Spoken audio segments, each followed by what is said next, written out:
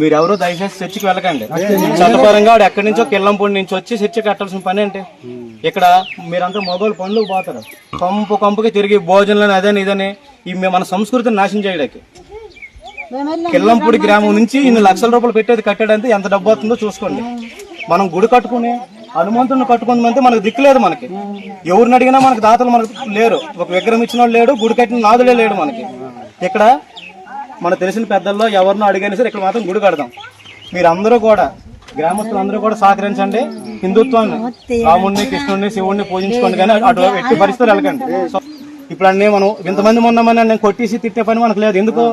వాడేదో బతుకు తెరువు కోసం మిమ్మల్ని అందరినీ మతం మారిస్తే రేపు 2 రోజులు కిందాసు బతుకుతాడు అనమాట.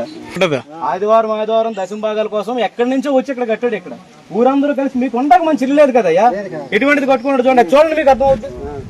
హలో, జై శ్రీరామ్ అండి. హలో, జై శ్రీరామ్ సార్, చెప్పండి. ఈ వీడియో పెట్టింది ఎవరమ్మా? ఇది చెప్పండి సార్.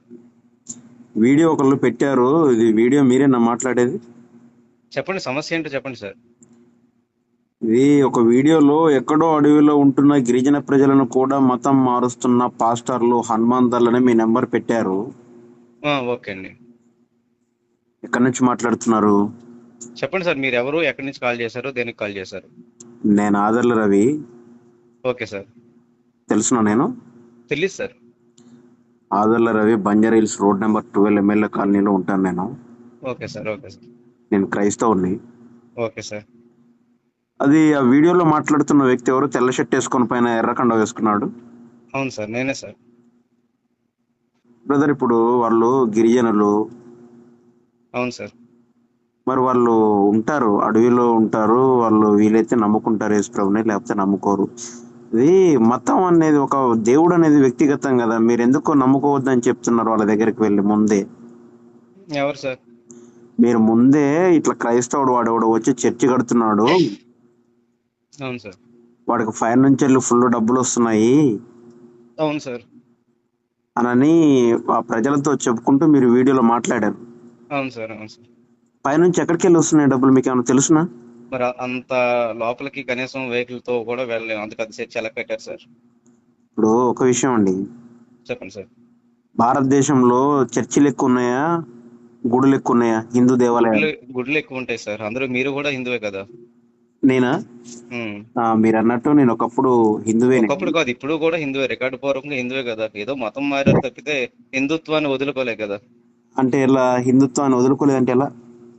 ఇప్పుడు వీళ్ళంతా కూడా, ఇప్పుడు ఆయన పాస్టర్ ఉన్నారు, ఆయన కూడా హిందువుగా ఉండి అన్ని లబ్ధి మొత్తం ప్రభుత్వం నుంచి వచ్చినవన్నీ తీసుకుంటున్నారు. నేను క్రైస్తవుని అంటున్నాడు. అలా కాదు నేను అంటున్నది. తహసీల్దార్ కార్యాలయంకి వెళ్ళి క్రైస్తవుడిగా గుర్తింపు తీసుకుంటే మీకంటూ రెస్పెక్ట్ ఉంటుంది కదా. మీకు విషయం తెలుసునా? చెప్పండి సార్. నాకు ఇంతవరకు క్యాస్ట్ సర్టిఫికేట్ తీసుకునే అవసరత రాలేదు. అది ఎవరికి అవసరం లేదండి. భారతదేశంలో అందరూ హిందువులే, అందరిది ఒకటే క్యాస్ట్. ఇన్ని క్యాస్టులు లేవు. ఈ దేశం మనది. మనమే మతం మారిపోయి విదేశీ మతాన్ని నమ్ముకుంటే మనమేమి ఈ దేశాన్ని బాగు చేస్తాం? అంటే ఒక విషయం ఏంటంటే బ్రదరు, అంటే మీరు అంటే మంచి మైండ్ తోటి ఆలోచించండి. చెప్పండి సార్. విదేశీ మతం అని, మన స్వదేశీ మతం అని, విదేశీ మతం అని ఏమీ లేదు. ఎందుకనంటే చెప్పండి. విదేశీ దేశంలో ఉన్నటువంటి మొబైల్స్ వాడుతున్నాం, హెలికాప్టర్లు వాడుతున్నాం, ట్రైన్లు వాడుతున్నాం. సార్ ఒక మాట చెప్తున్నానండి, మాట్లాడితే మన వాళ్ళు ఒక మాట అండి, మన వాళ్ళు మాట్లాడితే సెల్ ఫోన్ యేసు ప్రభు కనిపెట్టాడు, ట్రైన్ కనిపెట్టాడు, మనం డబ్బులు పెట్టి నా మాట అండి సార్, ఒక మాట అండి. వీళ్ళేంటంటే ఇక్కడ మతం మారితే, ఇక్కడ మతం యేసు ప్రభుని నమ్ముకోవడం వల్ల నాకేమీ ఇబ్బంది లేదు సార్. ఈ దేశాన్ని అవమానిస్తున్నారు. మతం మారిపోయిన తర్వాత పక్క దేశాలన్నీ గొప్పవి, ఈ దేశం వేస్ట్ అని చెప్పి ఇక్కడ తేల్చేస్తున్నారు. ఇది మెయిన్ సమస్య వస్తుంది అనమాట. ఒక మాట, యేసు ప్రభు మనకి 3 కోట్ల మంది దేవతలు ఉన్నారు. యేసు ప్రభు మనకి ఎక్కువేం కాదు. నేను యేసు ప్రభుని కూడా పూజిస్తాను వీళ్ళతో పాటు, నాకు ఇబ్బంది ఏమీ లేదు. సంతోషం. అది అందువల్ల అంతవరకు ఓకే. కానీ మా ఓడు తోపు తురుము, ఈ మిగిలిన వాళ్ళంతా రాళ్ళు రప్పులు అంటారు చూడండి, ఇక్కడ వస్తుంది అసలువే. ఒక మాట సార్, ఇన్ని మాటలు మాట్లాడుతున్నారు వీళ్ళైనా క్రైస్తవులు అంటే కాదు, హిందూ సర్టిఫికేట్ గాలే, ఒక్కడు క్రైస్తవుడు కాదు. ఇది సమస్య అన్నమాట. విషయం ఏంటంటే, మనం భారతదేశంలో ఉన్నా కూడా భూమి, ఇప్పుడు ఒక గ్రంథం ఏమని చెప్తుందంటే, మరి మీ అంటే హిందూ గ్రంథాలలో ఏమని ఉందో నాకు తెలియదు కానీ చెప్పండి సార్. బైబిల్ ఏం చెప్తుందంటే, బైబిల్ చదివాను సార్, నేను బైబిల్ స్టడీ 6 నెలలు బైబిల్ స్టడీ చేశాను sir. Thank you so much. అంటే మీకు ఇంత చెప్తే చాలా అర్థం చేసుకునే క్యాపబిలిటీ ఉంటుంది. భూమిని ఆకాశాన్ని అందులో ఉన్న సమస్తాన్ని సృజించింది ఆ యెహోవా దేవుడు సార్ అయిన లేదు లేదు ఒక మాట మీ మాట మీకు కట్టొచ్చాను. మీకు ఒక మాట సార్, మీ మాట కాదు, బైబిల్లో భూమి బల్లపరుపుగా ఉంటది అని చెప్పి బైబిల్లో ఉంటది. అలాగే ఒక క్రైస్తవుడు, ఒక పెద్ద శాస్త్రవేత్త, ఆయన బైబిల్లో భూమి బల్లపరుపుగా కాదు గుండ్రంగా ఉందంటే అప్పుడున్న క్రైస్తవులు ఆయన కొట్టి చంపేశారు సార్. బైబిల్లో ఎట్లుందని చెప్పింది బైబిల్? మీకు మొత్తం బైబిల్ మొత్తం మీకు ప్రతి పేజీతో సహా మీకు ఈ నెంబర్ వాట్సాప్ ఉంటే నేనే పంపిస్తాను. లేదు అట్లా అంతొద్దు, అంత నేను సరే సార్, మీ పేరు సార్? నేను ఆదర్ల రవిని మాట్లాడుతున్నాను. Just okay sir. ఏంటంటే మీకు ఒక విషయం ఏం చెప్పాను. పర్లేదు రవి గారు, సంతోషం, కాల్ చేసినందుకు సంతోషం. నా పేరు గణేష్ కన్నా. మీకు బ్రదరు చెప్పండి సార్. మీకు ఒక చిన్న లైన్ చెప్పాలి. ఏంటంటే భారతదేశానికి ఒక దేవుడు, ఇండియాకు ఒక దేవుడు, పాకిస్తాన్కి ఒక దేవుడు, ఆస్ట్రేలియాకు ఒక దేవుడు, అమెరికాకు ఒక దేవుడు ఉండడు మొత్తం ప్రపంచం అంతా ఒకటే దేవుడు సార్. కదా? అవును సార్. అలాంటప్పుడు మన దేశంలో మన దేవుళ్ళు అనే కాన్సెప్ట్ అనేది లేదు లేదు లేదు, ప్రపంచం దారుణం. అది దారుణం. మనకు 2000 యేసు ఈ క్రిస్టియానిటీ స్థాపించింది యేసు ప్రభు 2500 సంవత్సరాలు. అంతకుముందు ఆయన హిందువే కదా, అంతకుముందు క్రిస్టియానిటీ లేదు 2500 సంవత్సరాల కిందట. భూమి మీద మొదట ఒక మాట సార్ రవి గారు, మీరంటే నాకంటే పెద్దవారు అయితే అవ్వచ్చు. యేసు ప్రభు 2500 సంవత్సరాల కింద క్రిస్టియానిటీ మతమే భూమి మీద లేదు సార్. అసలు యేసు సిలువ ఎందుకు వేశారు అనేది ఒకసారి మీరు తెలుసుకోండి. నేను చెప్తా వినండి సార్, చెప్పండి. యేసు ప్రభు జస్ట్ మన పాపాల ప్రాయచితం కొరకు తన వినండి బ్రదర్, చెప్పండి సార్. మీరు నీకు విషయం ఏంటంటే, సరే నేను తెలవదు అన్నారు, చాలా సంతోషం. అంటే అందరికి ప్రపంచం అంతా తెలవాల్సిన రూల్ లేదు. కానీ ఒక విషయం ఏంటంటే, మీ వీడియో చూసి నేను కాల్ చేశాను. ప్రపంచంలో యేసుక్రీస్తు 2026 సంవత్సరాల క్రితం వచ్చాడని ఒకవేళ మీరు అనుకుంటే అది కరెక్టే కావచ్చు. ఎందుకనంటే ఆయన మనుషుల పాపాల కోసం శిలువలో రక్తం కార్చి ప్రాణం పెట్టడానికి వచ్చాడు. అంతకు ముందు ఈ భూమిని, ఆకాశాన్ని, అందులో ఉన్న సర్వస్వాన్ని, మనిషిని, జంతువుల్ని, పక్షుల్ని, క్షీరదాలని సృజించిన దేవుడు ఎవరో మీకు తెలుసు కదా. మీరు 6 months బైబిల్ ట్రైనింగ్ చేశారు కదా సార్. ఒక మాట సార్, యేసుని సిలువ వేసిన కాంచి మనం లెక్క పెట్టిన సంవత్సరాలు 2026. యేసు ప్రభు గురించి మీరు చెప్పేది వినండి. మనకి ఇది కలియుగం యేసు ప్రభు భూమికి వచ్చింది కాదు. అంతకు ముందు యెహోవా దేవుడు భూమిని, ఆకాశాన్ని, అందులో ఉన్న మనుషుల్ని సృజించాడా లేదా మీకు తెలుసు కదా.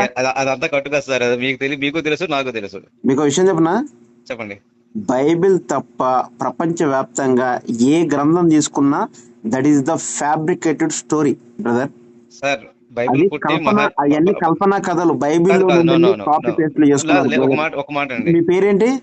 నా పేరు కన్నా సార్. కన్నా బ్రదర్ గారు, చెప్పండి సార్. బైబిల్ తప్ప నిజంగా రాసింది ఏ గ్రంథాలు అయితే ఉన్నాయో అవన్నీ ఫ్యాబ్రికేటెడ్ కల్పనా కథలు. అవన్నీ అదంతా కూడా అబద్ధం. కానీ సరే, సంతోషం నాకు కాల్ చేసినందుకు.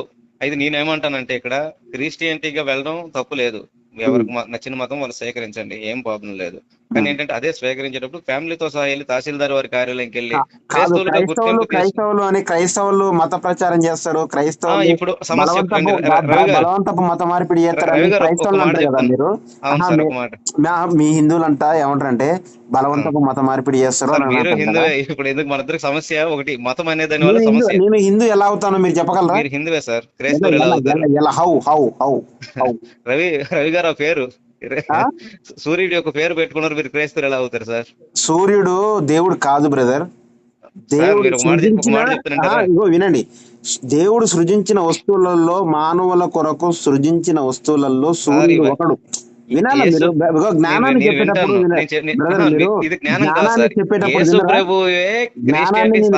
ముందు ఆయన హిందువే. యేసు అనే వ్యక్తి, ఒక మాట సార్ విన్నా, ఎంతవరకు చెప్పింది విన్నాను. యేసు అనే వ్యక్తి హిందూ. ఇప్పుడు చెప్పండి, రవి అంటే సూర్యుడా? రవి అంటే సూర్యుడు కదా. రవి అంటే సూర్యుడే కదా.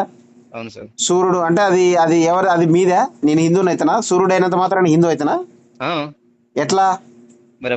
పేరులోనే ఉంది కదా సార్. మీరు పేర్లు ఏమనుంది? పేర్లు ఏమనుంది? పేరులోనే హిందూ ఉంది కదా. ఇప్పుడు క్రిస్టియన్ ఎలా ఉంటాయి? హిందూ అంటే సూర్యుడా? అవును సార్. సూర్యుడా హిందూ అంటే? అవును సార్. దేవుడు సృజించే చూడండి మీరు కప్పని చూడండి బ్రదర్.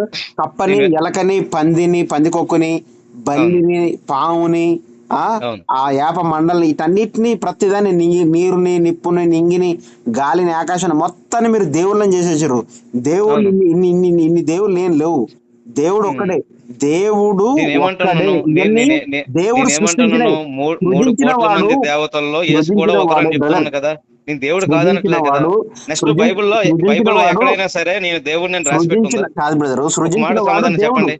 బైబిల్లో ఏ పేజీలో ఉంది నేను దేవుడిని, నేనే దేవుడిని అని చెప్పి? కన్న బ్రదర్ చెప్పండి. ఇప్పుడు సృజించిన వాడు దేవుడు, సృజించబడినవి సూర్యుడు, చంద్రుడు, కప్ప, నక్క, పెళ్లి, బల్లి, యాపమండలు,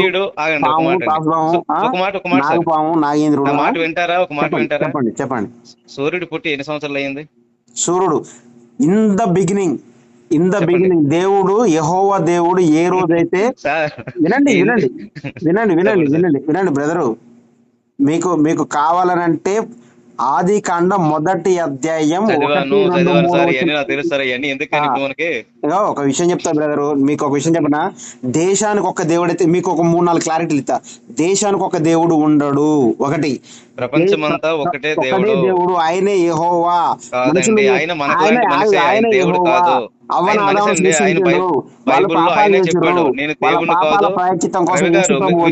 వింటే మీకు నాకు ఇద్దరికి మంచిది. ఒక మాట వింటారన్నమాట. నేను దేవుని కుమారుడిని అన్నాడు కానీ ఎక్కడ దేవుడిని ఎక్కడ చెప్పుకోలే. కోటి సార్లు గుర్తుపెట్టుకోండి. చూపించండి, నాకు పెట్టండి. ఏ పేజీలో సార్లు ఒక పేజీ పెట్టండి సార్. ఎందుకు కోటి సార్లు? మనకి హిందువులు మనలో మనకి దేవుడు యేసు దేవుడు దేవుడు దేవుడు. ఒక మాట రవి గారు, అన్ని సార్లు వద్దు. మన ఇద్దరు హిందువులు, మీరు మా సోదరులు, మేము మా సోదరులు. అందువలన నేను యేసు క్రీస్తు రక్తంలో కడగబడిన బిడ్డని, యేసు క్రీస్తు బిడ్డని. నేను క్రైస్తవుని, నేను హిందువుని కాదు. నేను హిందువుని ప్రూఫ్ చేయగలవా? సరే గానీ నేను హిందూనని ప్రూఫ్ చేయగలరు బ్రదర్? మీరు హిందువుని అంటారు ఎప్పటికీ. హిందూ అని అనడానికి మీరు ఒక లైన్ చెప్పండి. నాతో మాట్లాడుతున్నారంటే హిందువే మాట్లాడతారు. క్రైస్తవులు నాతో ఎలా మాట్లాడతారు? ఈ దేశంలో క్రైస్తవులు లేరు కదా, ఎలా మాట్లాడతారు? క్రైస్తవులకు నోరు లేదా? ముస్లింలకు నోరు లేదా? మీతో ఈ దేశంలో క్రైస్తవులే లేరు అంటున్నాను. మరి ముస్లింలు ఎందుకు కలుపుకోవడం? ఈ దేశంలో క్రైస్తవులు లేనప్పుడు, క్రైస్తవులు లేనప్పుడు మరి మీరు ఆ ఊర్లోకి పోయి కాదు ఒక చిన్న లాజిక్ ఏనండి. మీరు ఈ దేశంలో క్రైస్తవులే లేనప్పుడు ఆ క్రైస్తవ పాస్టర్ గాడు ఒకడు పెద్ద చర్చి కట్టిండు, వానికి ఫండ్స్ వస్తున్నాయి, ముందరనే భయపడి పోయి అక్కడ ఎందుకు మాట్లాడిర్రు ఆ ప్రజల దగ్గర, ఆ అమాయక ప్రజల దగ్గర? మీరు ఏదో అలా నోటికి మాట్లాడుకుంటూ పోతాను కానీ వినట్లా. ఇప్పుడు మీరు ఫోన్ చేశారు, నేను ఫోన్ ఎత్తాను, ఏం బెదరంటే ఏం బెదరని మాట్లాడుకుంటాను. చెప్పండి బ్రదర్, మీరు క్రైస్తవులే లేరన్నారు భూమి మీద. ఇక్కడ ఇండియాలో ఉన్నదంతా కూడా క్రైస్తవులు లేరు సార్. యేసు ఏమన్నాడంటే నిజాయితీగా నీట్ గా బతకమని చెప్పాడు సార్. అవును. ఎట్టి పరిస్థితుల్లో నా కోసం, ఆసియా ఖండంలో ఎట్టి పరిస్థితుల్లో నా కోసం ప్రచారం చేయొద్దని చెప్పారు. అపోలో 18వ అధ్యాయం బైబిల్ తీసి చూడండి ఒకసారి. అంటే ఆసియా ఖండం భారతదేశంలో ఎట్టి పరిస్థితుల్లో నా కోసం ప్రచారం చేయవలసిన అవసరం లేదు. ఒక మాట వింటారా? నా మాట వింటారా? అక్కడ భారతదేశంలో నేర్చుకోవడమే తప్పితే నేర్పడకంటూ ఏమీ లేదు. అక్కడ సంపూర్ణ జ్ఞానం పుట్టిందని చెప్పారు యేసు ప్రభు. నెక్స్ట్ యేసు ప్రభు సిలువ వేయబడింది. సిలువ వేయక ముందు యేసు ప్రభు ఎక్కడ జీవించారు? వినట్లేదు అన్నమాట. నేను నిన్ను పూర్తి చదువు. నేను యేసుకి నేను వ్యతిరేకం కాదు. మీరు కంగారు పడి మాట్లాడుతున్నారు. నేనేం కంగారు పడతలేదు. యేసు ఉన్నారు కదండి. యేసుని సిలువ అసలు ఎందుకు వేశారు? నేను నేను డాక్టర్. కంగారు పడేటోనికి గోళీ వేసి కంగారుని తగ్గించటోని. కానీ సరే కానీ రవి గారు, చెప్పండి. కాకినాడ వస్తే కాల్ చేయండి, తప్పకుండా కలుద్దాం. నేను ఒకవేళ హైదరాబాద్ అయినా పని మీద వస్తే నేను కాల్ చేస్తాను. మీరు ముందరనే భయపడి క్రైస్తవులు ఊళ్ళోకి వస్తారని చెప్పండి. అట్లాంటిది ఏమి ఉండదు. ఇంకో మాట అండి, ఒక మాట. రవి గారు మీరు మంచివారు అనుకోండి, నేను 10 మంది ఇంటికి వెళ్ళి మా రవి మంచివాడని నేను చెప్పుకోగలరు.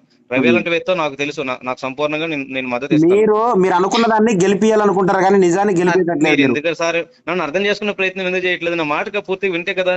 నేను ఇప్పుడు కోపంగా మాట్లాడుతాను, నేను తప్పు మాట్లాడుతున్నాను. ఇప్పుడు మా రవి గారు మంచి వ్యక్తి అండి, మా రవి గారు గుడ్. నేను 10 మంది పక్కింటి వాళ్ళకి, ఇరుగు పొరుగు వాళ్ళకి వెళ్ళి నేను మా రవి మంచివాడు నేను చెప్పుకోవక్కర్లా. ఎందుకంటే మా రవి ఎట్లా అంటారో నాకు తెలుసు. అలాగే యేసు గొప్ప వ్యక్తి అయినప్పుడు యేసు గురించి ప్రచారం చేసుకోవాల్సిన అవసరం లేదు. ఒక విషయం తెలుసా, లాజిక్ బాగుంది కానీ నేను చెప్తా. ఇప్పుడు చూడండి, చెప్పండి. మీరు ఒక హాస్పిటల్, నేను 100 హాస్పిటల్ తిరిగిన, నయంగా లేదు. కానీ సూపర్ డూపర్ ఒక హాస్పిటల్ ఆదాల రవి డాక్టర్ కాబట్టి ఆడ తగ్గుతుందని మీకు తెలుసు. మా కన్నా బ్రదర్ తెలుసు. 500 హాస్పిటల్ తిరిగి వచ్చిండు, తక్కువగా లేదు. అదే సమస్య ఆదాల రవి గారి దగ్గర పోతే తక్కువ అయింది. తక్కువ అయితే మీరేం చేస్తారు? రిఫర్ చేస్తారు నా దగ్గరికి. వాళ్ళ నా దగ్గర కొట్టాడు, అది టైం అయింది. నైట్ కాల్ చేస్తాను వీలైతే. 36 మంది పేషెంట్లు నా కోసం వెయిటింగ్ చేస్తా ఉన్నారు. నేను సంతోషం డాక్టర్ని. రావు గారు. మీ రీల్ Very చూసి good. నేను ఫోన్ చేయాల్సి వచ్చింది. మీ అవసరం నాకు ఉంటది, తప్పకుండా కాల్ చేస్తాను. డాక్టర్ థ్యాంక్ యూ అంటున్నారు సో కనుక. మచ్. కానీ మీరు ముందరనే భయపడి జనాలకి అట్లా చెప్పకండి. అట్లాంటి ఏం ఉండదు సార్. నా నెంబర్ సేవ్ చేసుకోండి. మీ నెంబర్ సేవ్ చేసుకుంటే నా ప్రతి స్టేటస్ మీకు వస్తుంది. నా దగ్గర తప్పకుండా. అట్లా ముసుగులో గుద్దులాట ఉంటే ఏముండదు. ఎప్పుడైనా కాల్ చేయొచ్చు. ఓకేనా? తప్పకుండా. Okay sir. జై శ్రీరామ్ సార్. యేసుక్రీస్తుకి మహిమ కలుగును గాక. ఆమేన్. జై శ్రీరామ్.